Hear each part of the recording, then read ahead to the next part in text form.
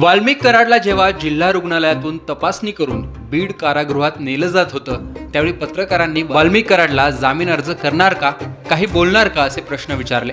वारंवार पत्रकारांनी प्रश्न उपस्थित केले, पण त्यावर काहीही न बोलता कराड निघून गेला। साधं वळूनही पत्रकारांकडे वाल्मिक कराडने पाहिलं नाही। थेट सरळ चालत जाऊन वाल्मिक कराड हा पोलिसांच्या व्हॅन मध्ये बसला। त्यावेळी काय घडलं पुन्हा पहा।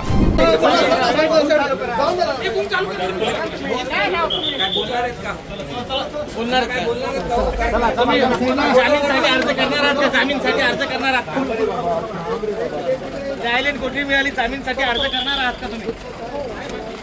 काय बोलणार आहेत का? बोलणार आहात का? संतोष देशमुख खून प्रकरणात मोक्का अंतर्गत बीडच्या विशेष न्यायालयात सुनावणी आज पार पडली। वाल्मिक कराडला 7 दिवसांची पोलीस कोठडी मागील वेळी सुनावली होती, ती संपल्यानंतर आता बीडच्या विशेष न्यायालयाने वाल्मिक कराडला 14 दिवसांची न्यायालयीन कोठडी सुनावली आहे। त्यानंतर जिल्हा रुग्णालयात आरोग्य तपासणी करून कराडला कारागृहात नेण्यात आलं। त्यावेळी हा प्रकार घडला। कराडला चौकशीसाठी कधीही ताब्यात घेतलं जाऊ शकतं असंही कोर्टाने म्हटलं आहे। वाल्मिक कराडला स्लीप एपेनिया हा आजार असल्यामुळे त्यांच्या वकिलांनी न्यायालयात एक मशीन मागितलं होतं। रात्रीच्या वेळी झोपेत सीपॅप हे जे मशीन आहे ते स्लीप ॲनिमियावर उपचार करण्यासाठी मदत करतं। त्याच मशीनची मागणी वाल्मिक कराडच्या वकिलाने केली होती।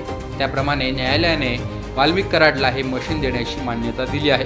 त्यामुळे कारागृहात आता आरोग्याच्या दृष्टीने का होईना वाल्मिक कराडला हा दिलासा मिळालाय असं म्हणता येईल। पण वाल्मिक कराडचं न बोलणं, शांत राहणं, बदललेला अवतार याविषयी तुमचं मत कमेंट बॉक्समध्ये सांगा। लोकमतचं यूट्यूब चॅनल सबस्क्राईब केलं नसेल तर आठवणीने सबस्क्राईब देखील करा।